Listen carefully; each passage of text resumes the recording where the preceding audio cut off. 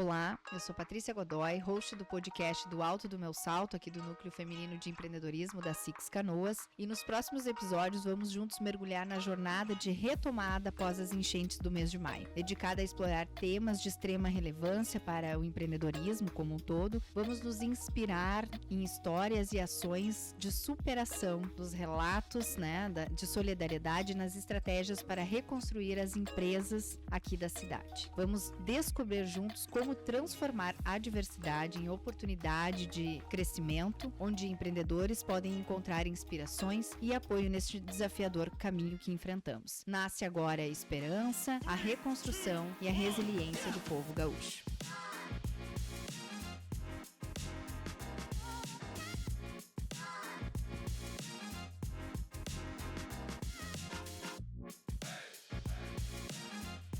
E nesse episódio muito especial, nós temos dois convidados assim que são figuras importantíssimas nesse processo, do mês de maio, que é o nosso convidado, o reitor Thomas, que era reitor, então, da nossa universidade aqui da UBRA, aqui em Canoas, e o nosso convidado, irmão Cledes, da Universidade La Salle, aqui da cidade. Sejam muito bem-vindos nesse episódio especial do nosso podcast.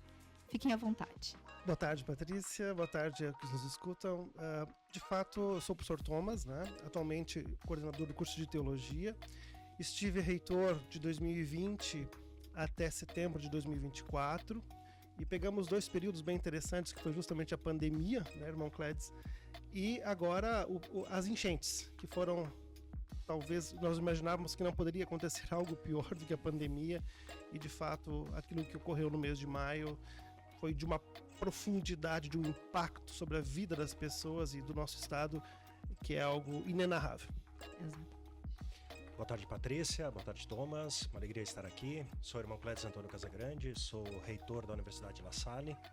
Já trabalho na universidade desde o ano 2010, então já são 15 anos na universidade, anteriormente como pró-reitor acadêmico, vice-reitor e nos últimos 2 anos como reitor. E me coube inicialmente a pandemia, atuando na pró-reitoria acadêmica, organizar todo o processo de ensino e transformar de um momento para o outro aquilo que era um ensino presencial e ensino à distância. E agora, do mesmo modo, em algumas horas, ter que organizar toda a universidade para acolher um grupo grande de pessoas que batia a porta. E além disso, obviamente, o impacto acadêmico também nos nossos estudantes dessa inundação. Mas a alegria estar aqui com vocês e principalmente poder compartilhar essa história junto com outras tantas pessoas, acredito, impactadas de Canoas e acreditando no processo de reconstrução da nossa cidade.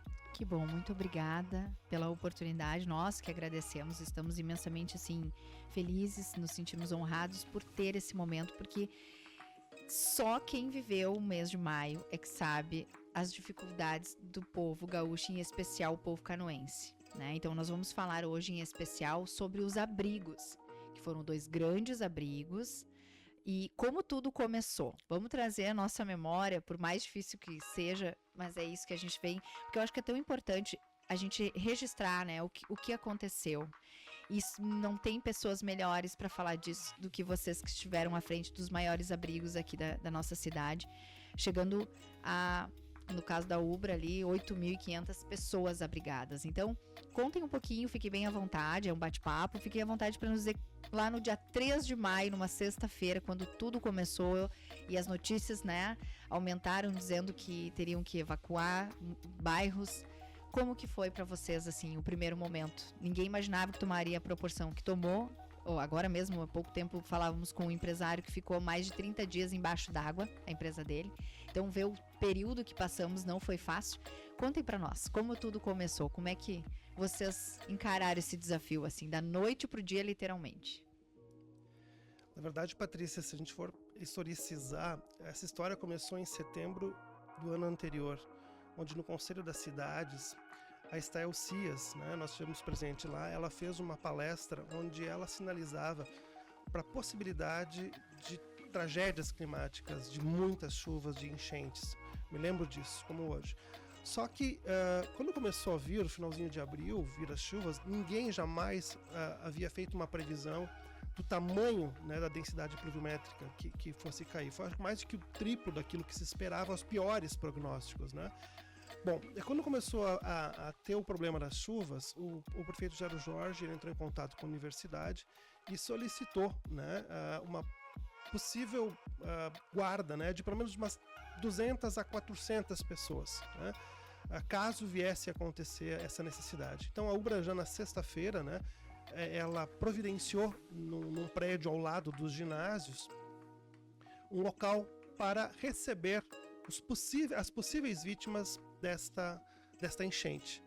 Só que o que aconteceu a partir daquela noite de sexta-feira, né, até o domingo, foi algo, como eu comentei antes, assim, é quase inenarrável, porque sai as raias da realidade, né? Assim como parece que a gente viveu um filme na pandemia, né? Parece que nós estamos vivendo um filme de o tamanho daquilo que aconteceu, né? A UBRA, eu cheguei na UBRA no sábado de manhã bem cedinho, né?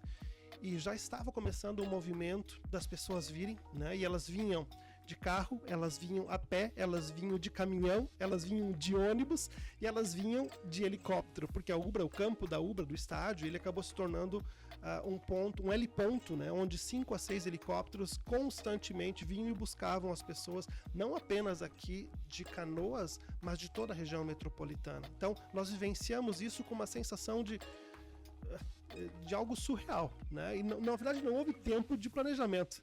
As coisas foram acontecendo e nós, imediatamente, à medida que as coisas vinham, nós não tínhamos nem como pensar.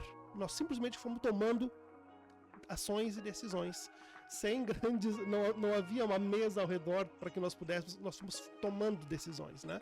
Nós da UBRA, no caso, de abrir novos espaços, né? Aqueles primeiros 200 a 400 se tornaram 8.500 nas primeiras 72 horas, né?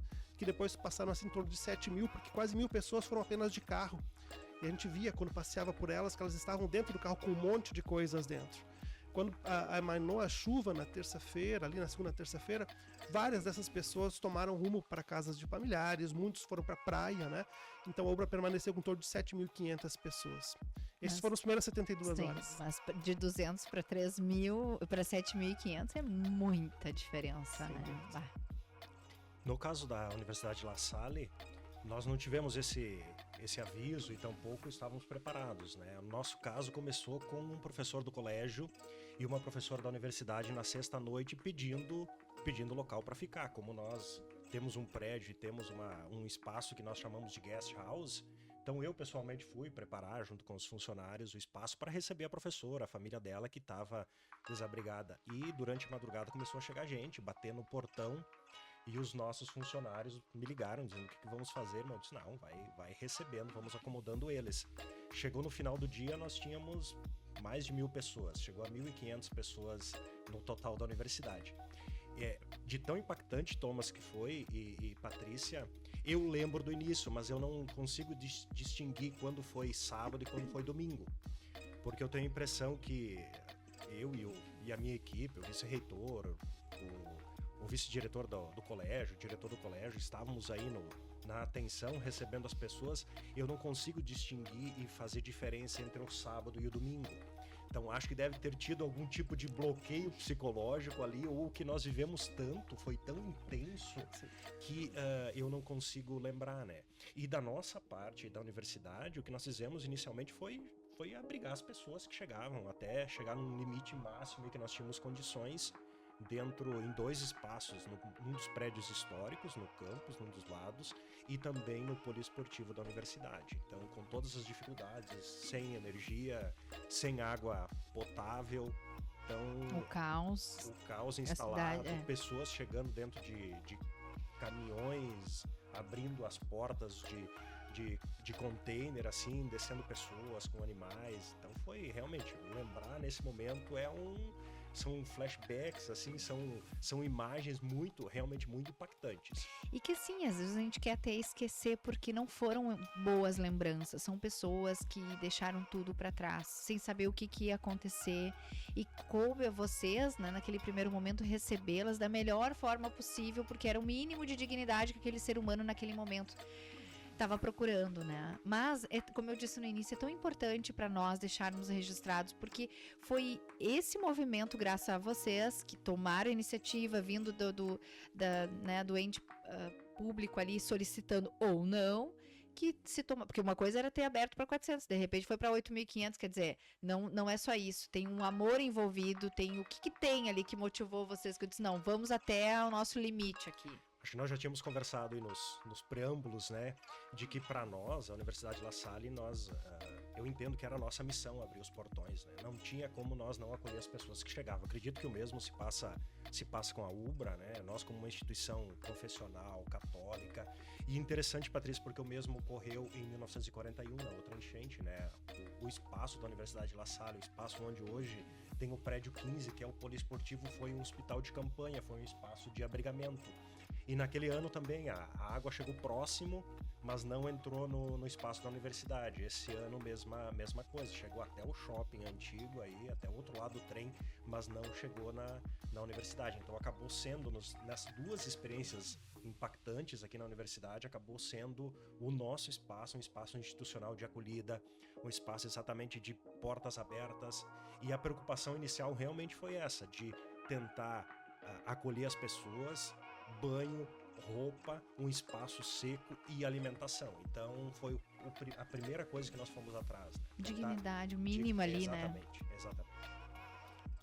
Duas coisas, o irmão Clédes colocou a questão do tempo, né? Na verdade, realmente parece que o mundo para, né, irmão Clédes? E eu, por exemplo, dos 14 dias que eu fiquei à frente, junto com o Hans e junto com o superintendente Adriano, ou atualmente reitor, a gente às vezes perdia o tempo, inclusive, do almoço, né?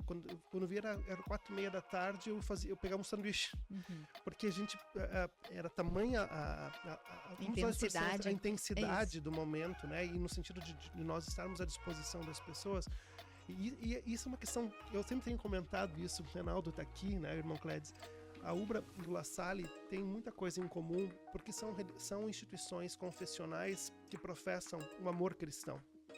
Então, claro que por trás, né, uma universidade ela só existe quando ela está a serviço da comunidade onde ela pertence. Né? O aspecto da cidadania, da responsabilidade social, isso é o básico dos básicos, né? Mas, na verdade, tanto o La Salle quanto a UBRA, e eu posso falar isso com muita tranquilidade, porque eu sei que nós compartilhamos os mesmos ideais da educação, nós temos algo além disso, que é o DNA justamente do amor cristão. Né? Não havia em nenhum momento na conversa entre nós se nós íamos parar de receber as pessoas. Não! Porque era uma situação tão surreal, que as pessoas vinham de um estado tão... que era impossível você não estender as mãos. Né? Então nós fomos abrindo os prédios, 2/3 da instituição, né? Foram abertas para atender a comunidade, né? Mais a Escola Cristo Redentor. Nós tivemos também em Guaíba, né? Foram mais de 1.000... na verdade, pelo que eu fiquei sabendo, nas primeiras 72 horas, 3.000 pessoas em Guaíba. Lá o prefeito conseguiu logo realocar isso, né? E a UBRA Guaíba se tornou, digamos, um campus da Marinha, né? Justamente o que aconteceu no La Salle também, na UBRA, nós não recebemos apenas refugiados climáticos, nós recebemos milhares. Na UBRA teve 2.000 voluntários, né? A Força Nacional do SUS, né? Nós tivemos a questão do Conselho Tutelar, do Ministério Público, da Brigada Militar, a Polícia Civil. Nós não podemos esquecer, né, irmão Clédes, eu sei que vocês também receberam, de que teve uma peculiaridade, né, nesse elemento, que foi justamente todas as vidas importam. Isso. Junto com as pessoas vieram os animais. A UBRA recebeu mais de 2.000 animais. Sim. E eu sei que o La Salle também recebeu. E não se fez joguinho. Não, os animais não. Não, os animais sim. Sim. Né? Então foi um elemento, foi algo paradigmático, eu acho que nesta enchente, de que tudo bem. de que se procurou valorizar não apenas as pessoas, mas aquilo que era preciosa, que são justamente os animais, que fazem parte desse movimento, dessa dinâmica familiar. Mesmo porque chegavam pessoas que não queriam se separar dos seus animais. Né? Então nós tivemos que organizar um espaço para os cães, um espaço para os gatos, um espaço para as pessoas que queriam os gatos e os cães não se brigarem também, porque eles não entendem, então, né? Andares diferentes, espaço também para pessoas com transtornos, né? por exemplo, autistas, nós acabamos criando... Tiveram um cuidado especial nesse sentido. Exatamente, não para segregar, eu acho que para dar mais tranquilidade, Claro. um espaço com mais, para atender melhor. Obviamente que no início foi um pouco caótico, então aos poucos com a equipe nós fomos acalmando, né? Eu acho que passou o primeiro momento, que era o momento de resgate, de receber as pessoas, de tentar atender aquelas necessidades básicas, que Sim. eram segurança, alimentação, um pouco de conforto. Vamos lembrar, nós Claro. estávamos na entrada do inverno, estava frio Isso. e continuava E chovendo. as pessoas chegavam molhadas. Então acho que passou esse primeiro momento, nós começamos a nos preocupar também em atender outras demandas das pessoas além da alimentação, que Sim. eram demandas relacionadas à saúde, a questões psicológicas, por exemplo. Claro. As pessoas que chegavam doentes, elas precisavam continuar o seu tratamento, então entramos em contato com a prefeitura, com a Fundação de Saúde, recebemos médicos, depois recebemos médicos do Paraná, de São Paulo, equipes médicas vinham e se hospedavam conosco. Ao mesmo tempo, organizamos dentro dos espaços de atendimento, laboratoriais, médicos, Começaram a organizar o caos, né? Como a gente diz. Organizar pouco a pouco, aos organizando assim as pessoas e chamando também os voluntários. Eu acho que os voluntários, acredito que também a mesma coisa ocorreu na Ubra, foram fundamentais, mas precisavam de uma organização. Então, Isso. criar planilha com horário Isso que eu de ia perguntar. entrada, horário de saída, tudo isso, então... Como organizar, porque daí além de organizar quem tá precisando, que são as pessoas atingidas, como organizar todo esse aparato de voluntários, né? É que são dois tipos, né, irmão Clédio? Bem importante isso, né? Nós recebemos muita gente especializada. Muita gente que tinha inclusive experiência já em crise, né? Mas nós recebemos um contingente de mais de 1.200, 1.500 pessoas que eram voluntários, eram cidadãos que queriam Só querendo de ajudar. bem. Eu era uma delas. Só querendo ajudar, exatamente. E assim, ó, como o irmão Clédio colocou, foram absolutamente imprescindíveis para isso, né? Então, é interessante, nós tivemos, eu acho que um ganho, na verdade todos tiveram um ganho com a universidade, por quê? Por mais que alguns professores estivessem ilhados, né? Nós tivemos um grande número de profissionais muito bem qualificados, que são os nossos professores, os nossos coordenadores, que têm uma capacidade de análise, né, desse processo de gestão. Então esse elemento, né, no início, a gente começou a perceber que algumas pessoas estavam muito assustadas, porque nós estamos espalhados, né, os autistas, pessoas com alguns tipos de transtornos. Nós logo disseram, nós temos que encontrar uma ala para esse tipo de família. Uhum. E isso foi fundamental, né? Então, uma ala, inclusive, era separada, ela tinha um acesso diferenciado, né? Não era qualquer pessoa que poderia subir, era ali, né? Houve, aí juntamente com os professores, coordenadores, nós selecionamos monitores, voluntários que tinham um pouco mais de conhecimento para tratar com essas situações. Aí as coisas começaram a se tornar um pouco mais, em meio ao caos, mais profissionalizadas, né? Na medida do possível. Claro. Então, isso aconteceu lá e aconteceu também na Ubra, né?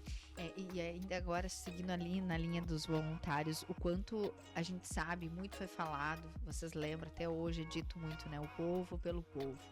Que foi uma frase muito usada, ou seja, a gente sabe que não foi um impacto muito grande, mas muito mais, talvez, bens materiais e, graças a Deus, não vidas, porque teve o povo pelo povo, né? Pessoas salvando outras pessoas. E as universidades, que é o caso aqui, abrindo as portas para recebê-los. Diante dos voluntários, aí eu me coloco como voluntária, eu me lembro que no sábado de manhã, em algum grupo, eu já estava envolvida em outro processo, porque eu sou rotariana, então nós estávamos envolvidos em outro processo. Mas daí eu estava em casa, eu moro muito perto da Ubra, e aí eu ouvi uma mensagem assim desesperadora de um companheiro num grupo dizendo: por favor, tragam roupa seca aqui na Ubra, tem pessoas chegando. Eu peguei tudo que eu tinha, além do que eu esperava, sabe? Tu sai catando coisas assim, e fui pra Ubra e cheguei lá, recém estava sendo aberto o pavilhão 40, eu acho que é o lá de baixo. Uhum. Pode ser, né? Isso. E o que mais me impactou lá, assim, ó, que era muita gente chegando. E as pessoas não chegavam só pra entregar, elas chegavam, entregavam e já diziam: o que eu posso fazer? Onde eu quero? O que eu posso fazer? Sabe? E foi montando quase uma equipe entre as pessoas. Então, esse lado humano do ser humano, é tão bonito ainda ver que ele existe, porque eu tenho uma frase que eu carrego comigo, professores, que é assim, ó: conforme eu vi que a água foi baixando, parece que o ego do ser humano foi subindo. E naquele momento não tinha isso. Não tinha cor, não tinha crença, não tinha nada. As pessoas só queriam ajudar. Vocês também perceberam isso de um modo geral? Como é que foi esse... Tinha mais... com certeza tem mais pessoas para ajudar do que atrapalhar, naturalmente. Mas qual foi o sentimento de vocês vendo esse povo, Arel, como eu digo, esse povo todo, com técnica ou não, ajudando? Como foi, assim? Acho que sim, acho que o desejo de ajudar, acho que foi a primeira percepção muito clara. E interessante, não apenas adultos, também adolescentes.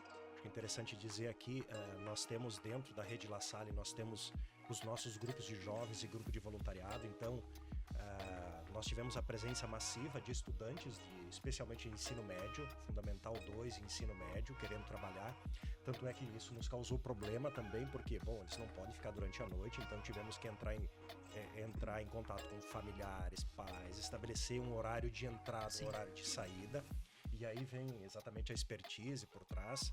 Nós já tínhamos experiência com a questão dos abrigos pela Fundação La Salle, porque todo inverno nós acabamos abrindo aqui em Niterói, no antigo São Paulo, próximo da Unimed. Nós temos um centro de assistência aí. Durante o inverno nós fazemos a acolhida ali, é um espaço de acolhida de moradores de rua, de pessoas em vulnerabilidade. Então já tínhamos funcionários da própria Fundação La Salle com essa expertise e essa capacidade.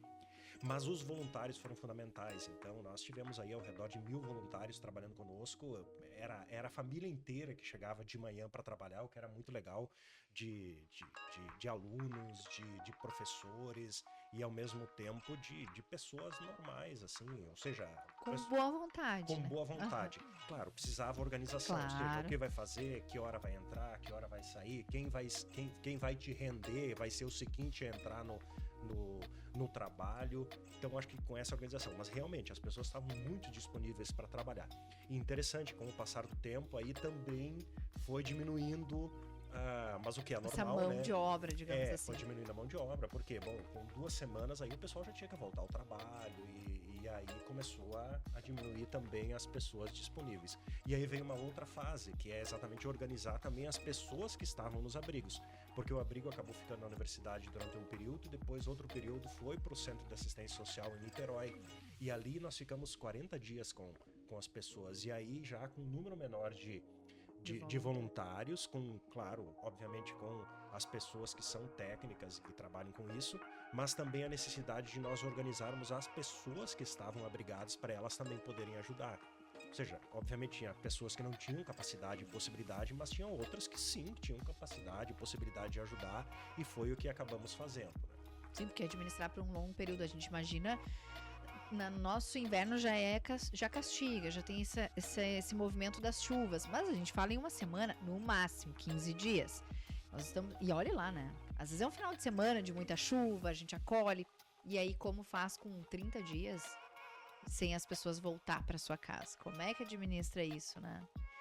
Uma vez que diminui a mão de obra também, né, para ajudar. É importante lembrar que muitos dos nossos colaboradores também estavam entre as vítimas, isso, né? Acho que tinha bastante isso. Gerou muito, assim, uma comoção muito grande, né? Porque a gente via por vezes, e é interessante, isso aconteceu também na Brigada Militar, a gente sabe de que as pessoas que perderam tudo estavam ali na linha de frente trabalhando. Nós tivemos muitos colaboradores nessa situação. Eu faria uma pequena ressalva, Patrícia, porque essa questão do povo pelo povo, né? De fato, a sociedade civil, ela veio ao encontro, né, da situação, até porque os órgãos públicos também não estavam plenamente preparados para o que aconteceu, né? Eu fiquei, na verdade, numa bolha os primeiros 14 dias, não sabia o que estava acontecendo, porque eu vinha da Ubra para minha casa, eu dormia em uma média 4 horas, né? E eu preciso fazer jus aqui a alguns movimentos que aconteceram. A Ubra se tornou uma das cidades mais populosas do estado, né? Com 7.500, tem quase 200 cidades que tem menos de 7.500 habitantes, né? Então, para nós, a questão da segurança era uma questão absolutamente fundamental, né? E todos nós sabemos, né, de que as pessoas que vieram de periferias, né? Uhum. E, na verdade, o que aconteceu dentro do abrigo do La Salle, da Unicinos, da Ubra, era uma cidade dentro do campus, né? Legitimamente um campus, né, universitário que se tornou uma cidade universitária. E tudo que existe numa cidade tinha ali, né?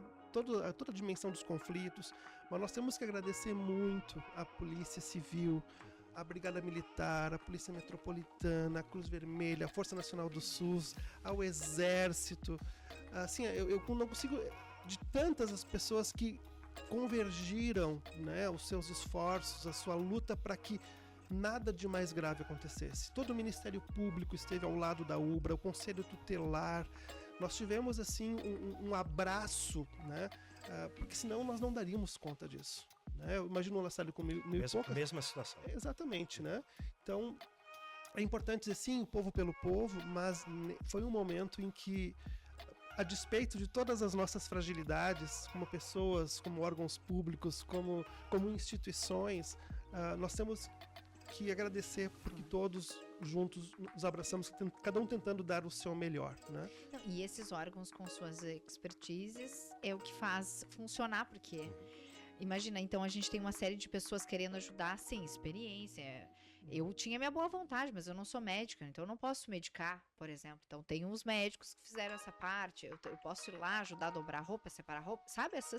Essas virtudes, a gente tem que saber até que ponto a gente vai.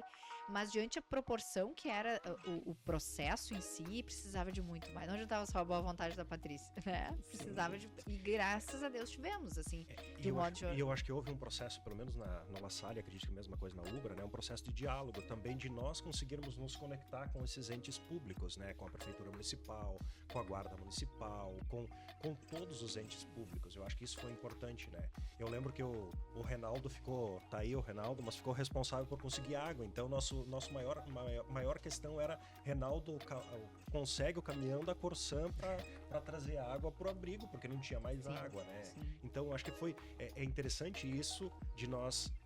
sim, a universidade, ela trabalhou, ela abriu as portas, independente de qualquer convite ou de qualquer chamamento, mas nós não teríamos operado sem esse apoio estratégico das instituições públicas na sequência, né? Então, eu acho que é importante dizer isso, né? A sociedade soube se organizar, as pessoas souberam se colocar à disposição, mas o que veio depois precisou de muito trabalho, muita concertação, eu diria assim, de todos os entes, passando do federal para o estadual e principalmente municipal, todos os setores, para conseguir fazer avançar e dar conta aí do impacto que foi, né? Eu acredito que nós sozinhos não teríamos conseguido dar conta do que veio, né? Sim, eu acredito também. CREA, fundamental, esteve presente sempre, né? O Rotary esteve presente conosco. Muito interessante, os parceiros, né? É incrível, porque chegou um momento, assim, que eu não sabia quem era da UBRA e quem não era da UBRA. Porque as pessoas, né, elas estavam de tal forma imbuídas em dar o seu melhor para que aquilo funcionasse, que eu hoje encontrei na UBRA uma aluna da medicina que foi uma das principais para a questão das tarjetas, para identificação de todo mundo, né? E ela me deu um abraço, assim, que saudade, né? Foi um momento difícil, mas foram momentos, assim, ao mesmo tempo de um aprendizado, de um exercício de humildade e de reconhecimento de quem afinal nós somos, né? Que se nós não tivermos essa alteridade, esse olhar para o outro, a gente não sobrevive. É fundamental isso. E como é bonito poder olhar, né, para o La Salle, para a Unicinos, muitas outras instituições que fizeram belíssimos trabalhos. E mais uma vez eu reforço também pela questão do seu DNA, né, da solidariedade, responsabilidade social. Eu acho que foi um banho. O Brasil, na verdade, deu um banho, né, de solidariedade, de exemplo, né? E isso o irmão Clédis comentou, né? Os três poderes, né, no âmbito federal, estadual e municipal. Nós sabemos da fogueira de vaidades que existe. Nós sabemos, que na verdade em qualquer. Eu, na minha casa, já existe briga de poder. Exato. Entre eu e meu gato. Eu e meu cachorro. Vocês imaginam colocando, né, uma pessoas de cabeças pensantes. Exatamente. Mas por isso foi um exercício de humildade, né? Onde realmente tu tem que abrir mão por vezes, né, de querer determinar por ver algo. E às vezes os outros são mais certos que tu, né? Porque às vezes tu tá um pouquinho. E isso foi muito bonito, no meu entendimento. E eu acredito, Patrícia, que esse também é talvez um dos grandes aprendizados para mim como gestor dentro desse processo, porque com toda certeza a ideia aqui de poder pensar o reitor com controle da situação não tem controle nenhum, né? Então é encontrar pessoas que consiga compartilhar, trabalhar conjunto, confiar nas pessoas, restabelecer ou estabelecer alguns princípios, algumas prioridades e fazer as pessoas trabalhar e compartilhar, né? Acho que o poder tá no diálogo, é convencer e contatar pessoas certas, saber escutar muitas vezes para poder tomar uma decisão, porque daí tu depende de órgãos públicos muitas vezes para tomar uma decisão lá, por mais que as instituições particular, e eu acho que sim, eu acho que funcionou justamente por ser que quem dita as regras somos nós, a gente cuida, a gente estabeleceu e deu super certo. Mas chegou um determinado momento que as coisas começaram, creio eu, né? Eu estou aqui pensando, e agora? Né? Estamos aqui, estamos em paz, numa certa ordem. O que a gente vai fazer, afinal de contas? Se deu 20 dias, 25 dias. Antes de chegar até nesse assunto, eu anotei que eu queria comentar uma coisa, porque eu quero que vocês comentem. Eu sei que histórias, a gente passaria aqui mais de 2 horas fácil contando histórias que marcaram vocês. Eu me lembro que eu tava na Ubra no sábado, eu fui pra lá no sábado de manhã, e aí a gente começou a organizar, como eu disse pra vocês, setores, assim, masculino, produtos de higiene, tudo lá dentro do pavilhão. E por cargas d'água, não sei porquê, eu comecei a organizar com o pessoal e ficamos, eu encontrei uma rotariana lá também, ficamos na parte de toalha, de roupa de cama e tal. Então as pessoas chegavam do helicóptero molhadas e passavam ali, exatamente ali onde a gente tava. E eu me lembro que chegou o pessoal da Cruz Vermelha no cantinho, assim, e disse assim, vocês estão dando aqui que é a doação de toalhas, lençóis, coisa e tal. Eu disse, olha, conforme a demanda, porque naquele momento ainda os carros estavam podendo chegar lá embaixo, então era conforme chegava. E ele disse assim, eu precisava de 10 toalhas pelo menos, 10 travesseiros, 10, né, o que tu puder organizar aí, porque tá chegando um helicóptero com 10 crianças. E aquilo, assim, na hora, assim, caiu a minha ficha do que tava acontecendo, sabe? Eu disse, meu Deus, sabe? É muito maior do que eu tô... Porque eu já tava lá desde as 9 da manhã, aquilo já era umas 4 da tarde, tu perde a noção até de horário. Eu não comi, não bebi, não fui no banheiro, não fiz nada. Então, mas aquilo me impactou de uma forma, eu não sei quem era, não sei se era de abrigo, se foi só o resgate que tiraram primeiro, né, que teve muitos, que entregaram as crianças para depois, seja o que Deus quiser, leve pelo menos as crianças. Então aquilo me marcou demais, aquilo ali, sabe? Eu disse, meu chapéu, né, o que a gente tá vivendo ali fora, e as pessoas chegando e pedindo e precisando de toalha para tomar banho. Então aquilo me marcou muito. O que para vocês, assim, sabe, marcou, assim, uma ou duas histórias que pudessem relatar aqui para nós? Não precisa ser tão, né, daqui a pouco, porque tem histórias bonitas. Tô contando o que eu vivi ali, que me marcou muito aquilo. Eu pensei, meu Deus, aí a gente ficou naquela tensão de juntar aqueles 10 mantimentos especiais, não deixava de ser, porque eram 10 crianças, a gente não tinha noção do que era, de onde vinham, enfim. E como mãe, aquilo me tocou muito, sabe? Me deu até um desespero, na verdade. Segurei as lágrimas. Então, o que vocês poderiam contar para nós, assim, que... Sabe? Vocês viveram tanto, mas uma história ou um movimento que... Bom, tem histórias que não podem ser contadas. Com certeza, com certeza. Especialmente os problemas, não, né? Esse então, esses não. nós repassamos para a justiça, claro, essa coisa toda. Claro, então, isso com certeza. Duas lembranças que eu tenho, assim, bem nítidas. No primeiro dia, no sábado, nós recebemos os freis franciscanos da Matias. E eles têm uma comunidade grande aí. E nos pediram abrigo, conheciam, obviamente, e chegaram, eu não sabia que eles iam chegar de caminhonete, então 2 caminhonetes, os freis em cima da caminhonete, pobrezinho, sem nada, assim, molhados, e aí acolhemos, acho que foram 12 ou 13 freis conosco aí, junto na comunidade dos irmãos, e também no colégio. E a segunda história, muito, muito interessante, é do nascimento de uma criança.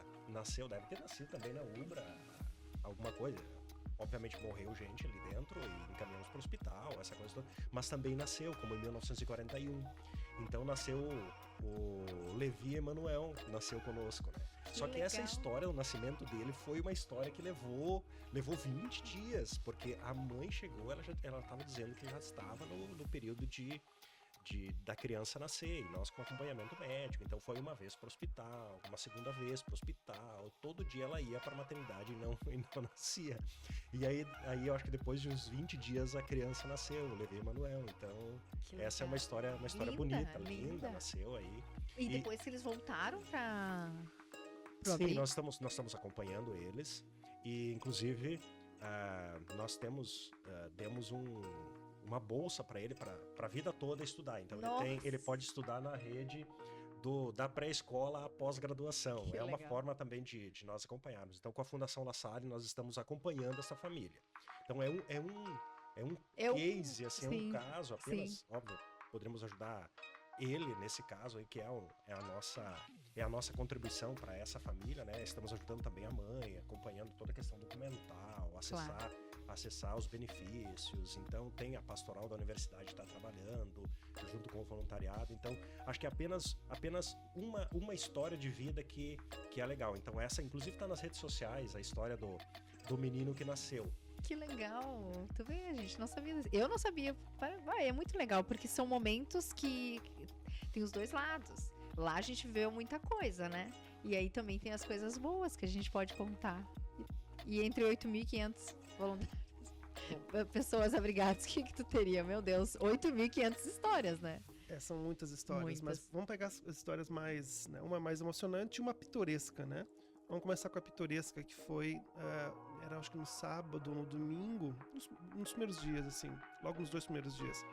Um paciente em cuidados paliativos, um senhor estava bastante mal, assim, né? Muitas pessoas estavam mal. E aí ele pediu pro pessoal nosso se alguém podia dar uma Coca-Cola para ele, porque ele não queria morrer antes de tomar uma Coca-Cola, né? E ele estava bastante ruim, assim, muito ansioso, né? Nervoso. Então nós conseguimos naquele momento oferecer uma Coca-Cola para ele, né? E foi interessante porque as pessoas no entorno perceberam isso, do cuidado, do acolhimento, do carinho que se teve, né? Uma coisa pitoresca, não veio a falecer, obviamente, não teve nenhum falecimento dentro das 8.500 pessoas. A outra foi uma experiência talvez a mais impactante, e eu só em lembrar eu fico meio emocionado porque foi no final do sábado, né? O sábado e o domingo foram os dias piores, onde a Ubra era um heliponto, e quando acabou escurecendo, eu tava com uma camisa da Ubra, né, indo para cima e para baixo. Aí uma família me encontrou e disse assim: olha, eu vi que os helicópteros não estão levantando mais voo, mas eles me trouxeram há pouco e ficaram os meus familiares lá em cima do telhado. Eles não vão buscar? Daí eu disse: olha, eu não tenho certeza. Daí eu entrei dentro do campo e fui falar com o major, né? Eu disse: major, tô com uma situação como essa, eles estão a questão do telefone. Ele disse: olha, eu lamento, mas os helicópteros não podem levantar voo à noite porque o risco de bater num fio é muito grande. Ele disse: tá, mas o que eu respondo para a família? Bom, que eles vão tentar ser resgatados de barco, mas o helicóptero não tem mais como voltar lá. E quando eu cheguei, né, tinham 2 famílias, então. Uma família mais jovem, que inclusive eu reencontrei aqui, né? Era um cara mais jovem, com a esposa, que também, as 2 situações idênticas, né? E essa família mais velha, que veio me pedir, assim, de uma forma bastante, quando eu disse: olha, não tem como o helicóptero levantar, eles talvez vão ter que ser, mas como é que eles vão descobrir? Olha, eu lamento. Ela arriou no choro e as 2 famílias se abraçaram. E foi uma coisa muito bacana, muito bonita, justamente a questão de como as pessoas se fortalecem na dor, né? Não fiquei sabendo depois se conseguiram resgatar ou não, mas foi uma situação que eu vivenciei que me bateu uma impotência tão grande, assim, e isso bateu em muita gente, né? Da impossibilidade de fazer mais pelas pessoas. E isso foi muito emocionante para mim, né? Mas muitas histórias, eu até tinha comentado contigo, Patrícia, e com o irmão Clédio, de que há muito mais histórias bonitas Com certeza. do que histórias ruins. Com Há certeza. muito mais gratidão, há muito mais olha, Amor. muito mais amor, eu muito concordo, mais solidariedade, concordo. muito mais empatia, né? E aí um elemento que talvez não seria importante comentar, o desserviço que Com algumas certeza. pessoas fizeram, especialmente a questão Das fake news. das fake news. Com certeza. Com certeza. Não, e a gente pode comentar. Eu acho que é importante, porque nós estamos numa era do imediatismo. Nós estamos numa era das redes sociais. E com elas vêm todos os problemas que causam, porque tem a modernidade, tem o lado bom, que isso, imagina, tu poder avisar que tu tá nesse exato momento num podcast, calma, tu já tô indo, tu não pode, né? Isso é o lado bom, mas e o lado ruim, né? E foi o que aconteceu. A gente teve relatos e fake news o tempo todo nos grupos de WhatsApp. E aí puxo aqui para a Ubra porque imagina, 8.500 pessoas, todo tipo, como a gente falou, eram vidas sendo salvas. Então imagina todos os tipos de pessoas, de animais, de tudo. E aí a gente, como voluntário, ficava até inseguro porque as fake news chegavam antes das verdades. Então né? Quantos voluntários daqui a pouco deixaram de ir para lá ajudar porque vinham notícias falsas? E eu acho que isso é importante sim a gente relatar, porque até hoje em dia, agora mesmo, há pouco nós gravamos aqui e também um empresário aqui, nosso associado, estava contando que na época também foi feita uma fake news sobre a empresa dele. Então tu vê, ó, o quanto isso impacta, né? E não tinha nada daquilo e nós estávamos com uma notícia assim, sabendo que era uma coisa, e não era. Só que na proporção que nós tínhamos do tamanho problema, digamos assim, para administrar 1.500, 2.000 pessoas, 8.000 pessoas, uma fake news basta para virar o caos, né, dentro daquele movimento. Nós tivemos o cuidado aí de barrar o acesso de pessoas ali que não, quando nós conseguimos controlar a pulseira e tivemos a tentativa de entrar, tipo de blogueiro aqui, não, eu vou doar e vou gravar doando, se beneficiando disso. Ao mesmo tempo, nós estávamos com uma ação junto da Fundação La Salle com o Rotary e chegaram caixas de roupas e elas ficaram na calçada e uma pessoa tirando fotos e dizendo, o que estão fazendo com as doações do La Salle, porque estavam na calçada e era exatamente do Rotary. O espaço nosso, né, aí que, então, são elementos e histórias que realmente pessoas tentando ganhar clique com a desgraça alheia, né? Sim. E outras pessoas trabalhando.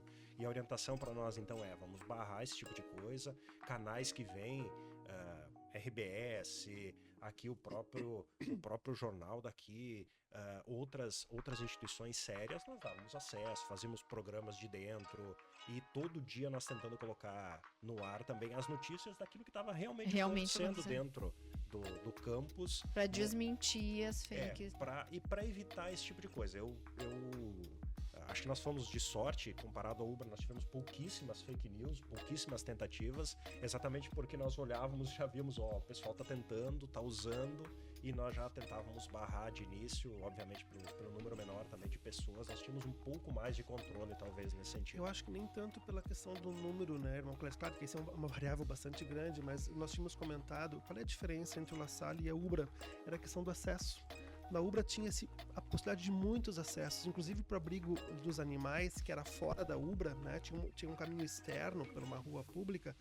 As pessoas entravam, era quase impossível manter o controle. Isso que nós tivemos, inclusive, é importante, né? Trabalhar a questão do povo pelo povo, como tu disseste, de que nós tivemos empresas de segurança que dispuseram colaboradores seus para cá, para nos auxiliar a brigada, para auxiliar a civil. Muito interessante. Então, por mais que nós tivéssemos toda uma rede de segurança ao redor, a Ubra era muito aberta, né? São quase 2 quilômetros de extensão, né? Com vários acessos. E aí escapava isso. É importante lembrar que a Assessoria de Comunicação Social do Ubratec foi premiada pelo trabalho que ela fez. Justamente porque ela nós não tínhamos como cercear a entrada porque as pessoas às vezes entravam dizendo com o carro cheio de doações, né? E aí era quase impossível tu bloquear essas pessoas. E como tinha inclusive youtubers, né? Que a escada pela tragédia, assim, pessoas assim, inclusive redes mais sérias que fizeram. Uma delas foi muito triste, né? Nós fizemos toda a questão da lavagem, que estava dando pior que a lavagem para os porcos, para as pessoas. Tu não imagina a dor, era interessante em termos de gestão, né? O que a gente falava muitas vezes? Gente, não se deixem levar pelas coisas ruins. Se alimentem das coisas boas. Porque mas as pessoas às vezes vinham entregar, né, o alimento com amor, com carinho, que faziam de casa, e aí vinham aquilo e as pessoas, gente, é da natureza humana também, né? Não vamos nos fortalecer mutuamente, vamos pegar as coisas boas. Isso foi um aprendizado muito grande, né? Para várias pessoas que estavam ali. Mas é um elemento importante, né? O poder das fake news, como isso acaba degradando todo um trabalho, exatamente. Né? E a quantidade de esforço que a instituição precisa empreender para poder contornar uma simples situação que é criada, mentira, que é mentira, o que é uma distorção da realidade. Pode parecer que é verdade, mas não é verdade. Ok. Acho que uma das maiores fake news, assim, todas as vezes que eu era entrevistado, inclusive por redes importantes, diziam assim, tá, e as facções? É verdade que está havendo guerra de facções? E é interessante a relação que nós estabelecemos junto com a Polícia Civil, a Brigada Militar. Eles me disseram assim, então, mas quando você for entrevistado, nunca reforce isso. Reforce aquilo que você está vendo, que há segurança. E assim, por que ficava fácil dizer isso? Porque era o que efetivamente acontecia. Era 1h, ali pelas 10 da noite a gente parava e eu ia visitar todos os prédios. Eu ia nos 2 ginásios, né? Eu passava pelo 14, passava pelo 11. Eu circulava nos corredores, né? Eu estava vestido a caráter e sempre, eu nunca tive qualquer problema de segurança. Então alguns diziam de que a Ubra era um dos lugares mais seguros da região metropolitana e era verdade. Então a gente sempre reforçava isso. Por isso que eu falei antes, reconhecer também de que os órgãos públicos vieram ao nosso encontro e nos deram realmente o suporte necessário. Que bom, isso é importantíssimo. Me falem assim, ó, quanto tempo funcionou efetivamente, assim? Porque teve um momento, e eu falo por mim, assim, então eu me envolvi em algumas atividades e aqui a própria Six montou um comitê de crise e nós discutíamos isso, né? Segunda, quarta e sexta a gente se reunia para discutir Bom, agora tá mais, né, tá naquela segunda fase ok, tem uns pessoal na Ubra, tem um pessoal no La Salle, isso tá acontecendo e tal, mas é a partir de agora o que a gente vai fazer, né? E aí nós tínhamos uma dificuldade muito grande de imaginar assim, como que a gente corta, né? Por exemplo, como corta esse ambiente que eu, né, criei aqui de abrigo e a água baixando, como é que a gente faz? Para quem que a gente... Porque tem uma preocupação, acho que muito mais também aqui do pessoal da Ubra, que é aquela questão de quem que assume esse papel em algum momento. Porque ninguém estava preparado, a gente sabe bem, nem município, nem estado, nem muito menos nós, pessoas, seres humanos, assim, pessoas físicas. Mas em algum momento aquilo ali já era de conhecimento de todos. Os órgãos públicos e privados. Então, em que momento que a gente fazia aquela transição, a gente teve algumas dificuldades. Vou dar um exemplo. Nós, do Rotary, a gente fez... se juntou com o chefe gourmet aqui da Boqueirão, que fazia as marmitas. Então, a gente chegava a fazer 10 mil marmitas dia. E isso foram mais de 15 dias. Em algum momento, aquilo ali precisava parar, porque a gente começou a ter diminuição dos voluntários, de doações, porque tudo que a gente produzia vinha de doações. Eu ficava encarregada das proteínas, então imagina assim, cuidar de 23 toneladas de proteínas, que foi o que eu cuidei. Então, em que momento que tu entrega, para quem que eu entrego, como que eu faço? Porque tu não pode simplesmente cortar. No outro dia, 10 mil pessoas não iriam comer se tu corta da noite pro dia. Então, qual foi esse processo? Qual foi a dificuldade? Como é que vocês fizeram para fazer esse corte de alguma forma, aos pouquinhos, assim? Ou de uma vez por todas? Como é que foi? Foi um processo de negociação, no nosso caso, de contato com a Prefeitura Municipal, Secretaria de Assistência Social, exatamente porque, como eu disse, nós temos 2 espaços aqui em Canoas.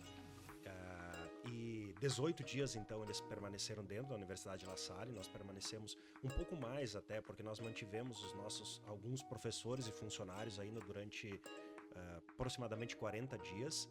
O total do abrigo, ele permaneceu 40 dias aberto. Tá. Na universidade e depois aqui em Niterói, no centro de assistência. Durante esse período, então, nós fizemos acompanhamento das famílias. Então, acho que a Prefeitura Municipal foi muito importante nesse sentido, assistência social, porque nós acompanhamos o processo de desabrigamento. Chegou um momento em que nós não aceitávamos mais o ingresso de pessoas. A partir da segunda semana, agora não tem mais ingresso de pessoas. Passou o período de calamidade, no sentido de emergência, podemos dizer assim, e aí passamos a fazer o acompanhamento do desabrigamento. Aí fomos atrás de cesta básica, muitas doações, muito recebimento de materiais nós recebemos de fora do estado, Santa Catarina, São Paulo. Então as pessoas saíam com colchões, com as doações que receberam, com o que elas tinham, e fomos acompanhando isso. Então, o total do nosso abrigo, ele durou exatamente 40 dias. Bah, é muito tempo, né? É muito tempo. 18 na universidade, outros 22 em E até Niterói. porque tinham que administrar a volta às aulas. Sim, exatamente. Então, nossa primeira preocupação foi, libera a parte do colégio. Então, nós temos 2 lados dentro da universidade, o que nos ajuda também em termos de segurança, de organização. Liberamos primeiro a parte do colégio, porque o colégio precisava voltar antes. É fundamental que os estudantes da educação infantil, séries iniciais voltem, né? Cumprir os dias letivos. A universidade ela passou a operar a partir da 3ª semana online com os nossos estudantes, então já com a experiência da pandemia nos ajudou muito, e aí nós fizemos um processo muito, muito junto, né, Thomas? Até essa parte do retorno, nós, Unicinos, nós trabalhamos conjunto com o Padre Sérgio, né, com todas as instituições. Inclusive fomos visitar o Transurb e fizemos todo um processo aí. Bom, o trem precisa estar voltando para os nossos estudantes, precisa ter um mínimo de transporte público, precisa ter um mínimo de segurança. Então, organizamos o retorno das aulas online no primeiro momento e depois, eu acho que foi aproximadamente 30 dias depois, nós fizemos o retorno das aulas no presencial das universidades também no mesmo período, né? Então, acho que esse foi um processo também aqui organizado na cidade de Canoas, pelas instituições de Canoas. Coisa importante, né, irmão Clédis? Já não é de agora, né? Nós temos buscado justamente alinhamento diante dessas grandes questões e nós fizemos isso. Isso foi muito importante, isso dá um fortalecimento. Claro. A UBRA teve 60 dias exatos, né? Quando o seu último refugiado climático foi, então, reconduzido para um outro abrigo, né? Nós tivemos a mesma perspectiva, né? Primeiro, as pessoas que estavam na Escola Cristo Redentor, né? Para que as pessoas pudessem aos poucos voltar à sua vida normal. Isso é muito complicado dizer. A gente recebeu, a gente foi bombardeado, mas olha a insensibilidade de vocês. Eu me lembro que, na verdade, nós precisamos retomar a economia para o bem do Estado, para o bem de todos. Então era difícil isso. Então é bem importante a gente ter clareza com relação a isso. E com o La Salle é sempre muito importante esse diálogo, né? Para nós juntos enfrentarmos os problemas, que eram os mesmos problemas aqui em Canoas, né? O processo foi exatamente o mesmo, né? Junto com a prefeitura, a Patrícia Cel, inclusive, foi muito importante nesse processo. Tinha gente que não queria sair da UBRA, né? Porque algumas pessoas, o irmão Clédis tinha comentado isso quando nós conversamos anteriormente, né? Teve pessoas que nunca foram tão bem tratadas ao longo de toda a sua vida, porque tinha enfermeiros, tinha fisioterapeutas, tinha médicos, tinha psicólogos, tinha psiquiatras, tinha medicamentos sem fila. 5 refeições. 5 refeições, eram 3 refeições, mais o lanche da manhã, o lanche da tarde, né? Muitas pessoas nunca tiveram tanto. É difícil, é meio paradoxal dizer isso, mas sim, porque essa rede de apoio, de solidariedade, de amor, ela veio ao encontro, mas criando quase uma situação surreal, né? De não muita. Então, algumas pessoas estavam assim, não queriam ir embora. Sim, né? sim, eu imagino. Eu lembro que em algum momento, quando a gente fazia, eu dizia, meu Deus, como é que a gente faz assim? Não, temos que fazer um processo, como eu falo, de desmame, né? Vamos de 10 cair para 8, depois para 6, vamos ter que ir nesse processo, porque tu não pode cortar da noite pro dia 10 mil marmitas. E ao mesmo tempo a gente pensava assim, nossa, 10 mil marmitas, daí ia para abrigos, para todos os tipos de abrigos, UBRA, os pequenos, tinham muitos colégios, tinha muitas entidades, enfim. E aí a gente pensava assim, nossa, mas é comida. Mas daí tu pensa, às vezes quem tá ali tendo 2, 3 refeições por dia, que era o café, era o almoço e o jantar pelo menos, essa pessoa às vezes não se alimenta isso num dia, na vida real dela, né? Então a gente ficava naquele dilema, assim. Então foi um processo bem delicado, mas que em algum momento teve que ter esse estancamento para... E aí o diálogo com o poder público ele é super importante, porque há uma estrutura de atendimento montada tanto do governo estadual quanto do governo municipal, especialmente aqui do governo municipal ligado à Secretaria de Assistência Social, que é dar apoio para essas pessoas. Sim. Às vezes as pessoas não têm condições de chegar, de acessar esse tipo de apoio. Então, acho que essa questão do diálogo foi extremamente importante e, ao mesmo tempo, olhando na perspectiva da gestão, o planejamento. Na primeira semana era a semana, com toda certeza, foi de caos de organizar a coisa. A partir da segunda semana eu me dei conta e conversava com o Reinaldo, com a equipe. Olha, eu preciso ser o reitor a partir da segunda semana, não posso ficar correndo atrás de carro-pipa, não posso ficar correndo atrás de colchão, carregando coisa, fazendo alimento. Eu preciso voltar a conversar com o poder público, precisamos acessar Brasília, precisamos mudar a legislação, precisamos conversar com o Ministério da Educação, precisamos conversar com o governador, com o presidente, com o prefeito e assumir a função de reitor, né? Então, acho que foi também, nesse sentido, um aprendizado muito interessante e de conexão com pessoas. Eu não sei o Thomas, mas eu tenho tanto contato no meu celular, no meu WhatsApp, de pessoas que eu não conhecia, hoje passam, me cumprimentam, eu conheço muita gente também, que foi dessa experiência. Por natureza, eu sou um cara mais retraído, assim, poucas pessoas tinham o meu contato. Hoje eu perdi totalmente o controle do meu WhatsApp. Do nada vem um oi, né? É isso mesmo. Eu queria perguntar assim, pra gente se encaminhar para os finalmente, assim, são perguntas diferentes. Eu queria que o professor Thomas nos contasse, assim, uma visão como disso tudo, sabe? Tua visão enquanto reitor e quanto ser humano, né? Que vivenciou isso tão fortemente, assim. O que ficou pra ti de experiência, de lembrança, que te mudou, que te moldou, sabe? Que te traz uma reflexão, tu diz, nossa, isso aqui, eu era assim antes do mês de maio e hoje sou... Eu acho que a palavra que o irmão Clédio colocou das conexões, ela é fundamental, né? Eu tive um elemento... Eu já sou um cara mais sociável, assim, eu gosto, né? Eu sou um cara do abraço, o pessoal me gozava de que Thomas, para de abraçar, porque eu abraço todo mundo, né? E eu tenho esse elemento dentro da minha formação como pastor, como psicólogo, né? Mas, assim, a relação que a gente teve com as pessoas mais alto poder, né?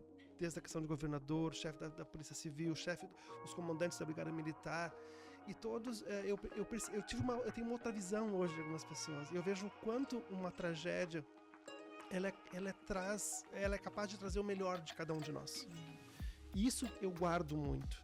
Sim, tem elementos ruins, porque ela pode trazer também o que há de pior.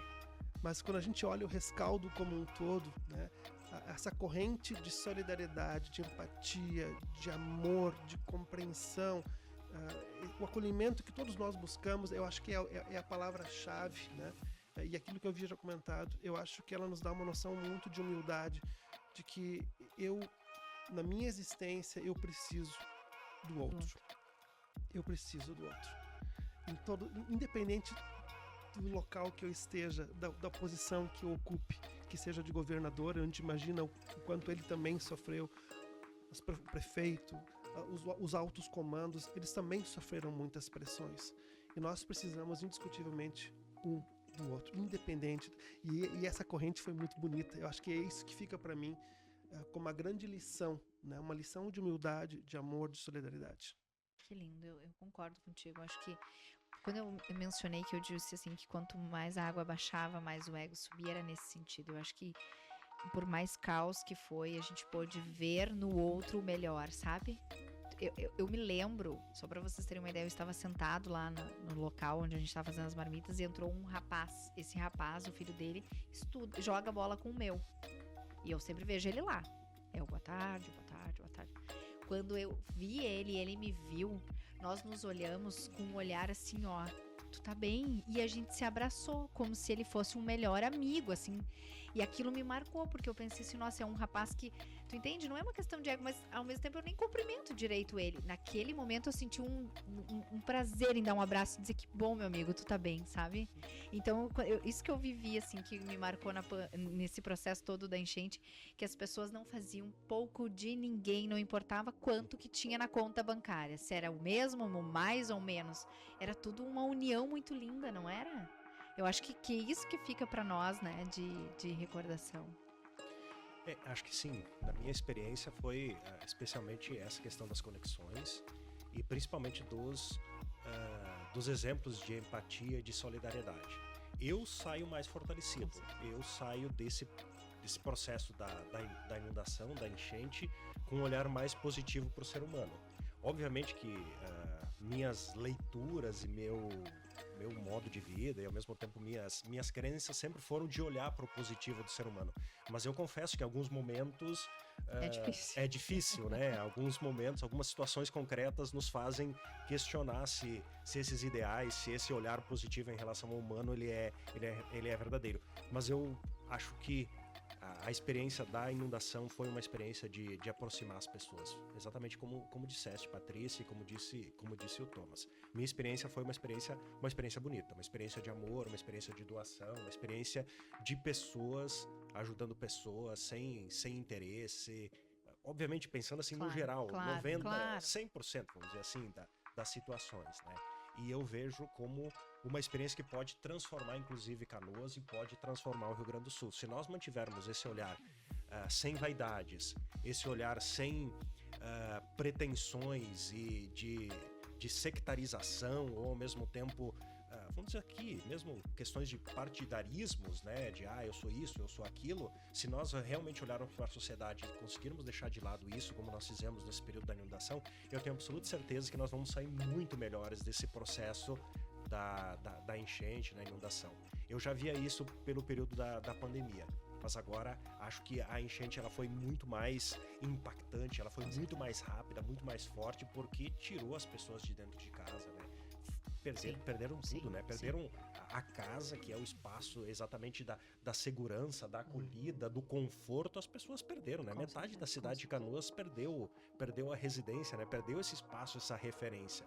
Então, acredito que nós mostramos algo a mais, nós mostramos empatia. E não só nós, os gaúchos. Eu acho que nós tivemos a minha experiência com outros estados, com pessoas dos outros estados, com reitores, com pessoas que eu conheci na jornada da vida, me ligando, dizendo, olha, o que vocês estão precisando, é água, é alimento, enviando carreta de água, carreta de alimento, muita coisa chegando. Então mostra que as pessoas elas são solidárias, elas são empáticas. E para finalizar isso, há um mês eu estava em São Paulo e aí começou a chover um pouco lá de Esbarra, tava no Uber lá, e aí eu disse, olha, eu tava em Porto Alegre, lá choveu muito. Ele, pois é, como é que foi a situação lá? Nós fizemos aqui a nossa cooperativa de Uber, nós fizemos um processo aqui de recolher doações e a nossa cooperativa passava recolhendo, tinha pontos e levávamos para uma empresa, que era a empresa de um amigo meu, transportadora, que levou para o Rio Grande do Sul. Imagina. Então veja, o pessoal do Uber de São Paulo estava engajado para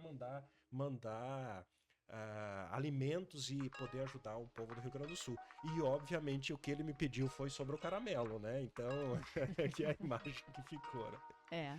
Mas até é tão impactante, esse final de semana mesmo, passando assim, gente, aqui na Farrapo, sabe esses lugares que tu não consegue imaginar que ali chegou a água, né? A gente é tão longe, é surreal, tem as marcas ainda, tu diz, não, ainda tem a marca que Chegou no shopping aqui ao lado.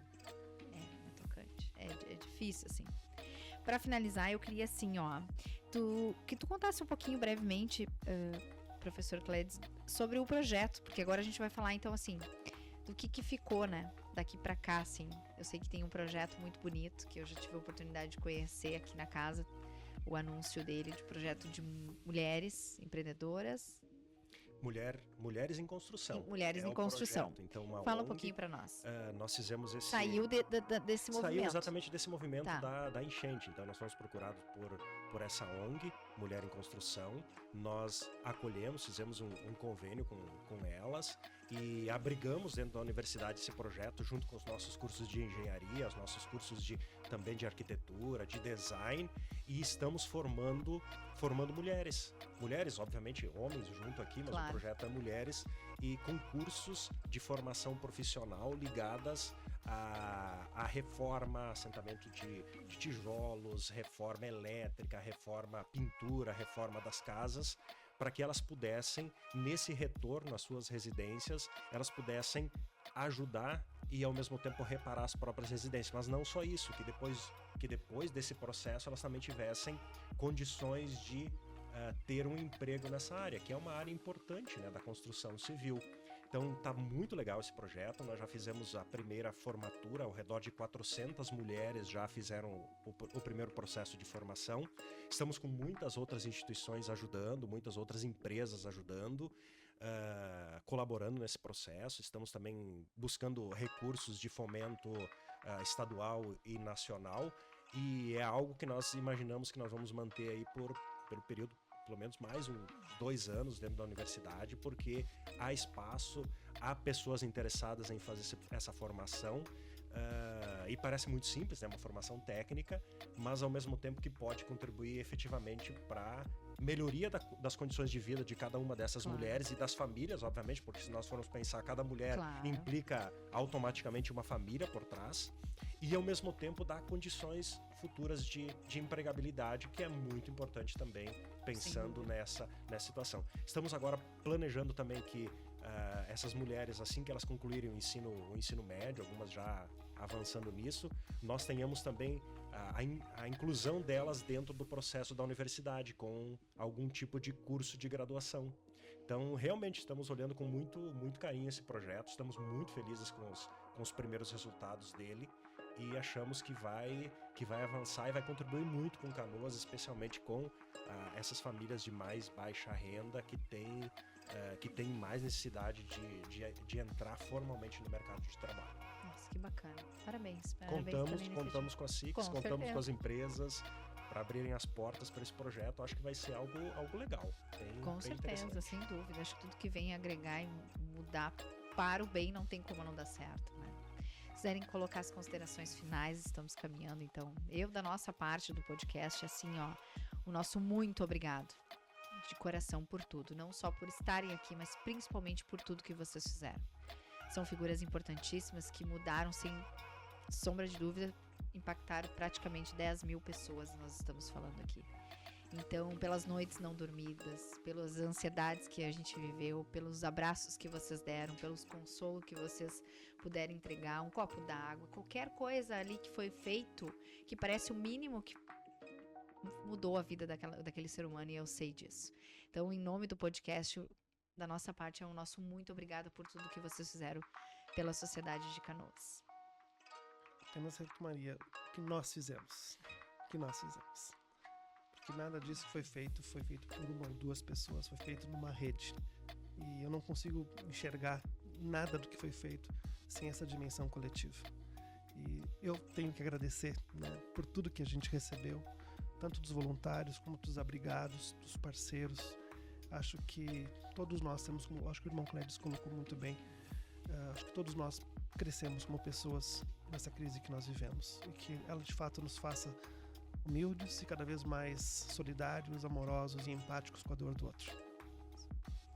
Obrigado, Patrícia, pela oportunidade de compartilhar as experiências, as percepções e ao mesmo tempo acredito plenamente que vai impactar positivamente Canoas, apesar de nós vivermos num momento ainda de crise, diríamos assim, mas eu acho que esse momento é um momento de virada para Canoas. Eu acredito na cidade, acredito nas pessoas, acredito nas empresas que aqui estão e vamos para frente. Acho que juntos, de mãos dadas, vamos transformar Canoas e ao mesmo tempo, no nosso caso, dar educação para as pessoas, formar bem para o empreendedorismo, para transformar vidas, transformar a cidade. Obrigado pela oportunidade e parabéns pela temática aqui de recordar um pouco e refletir sobre esse nosso período.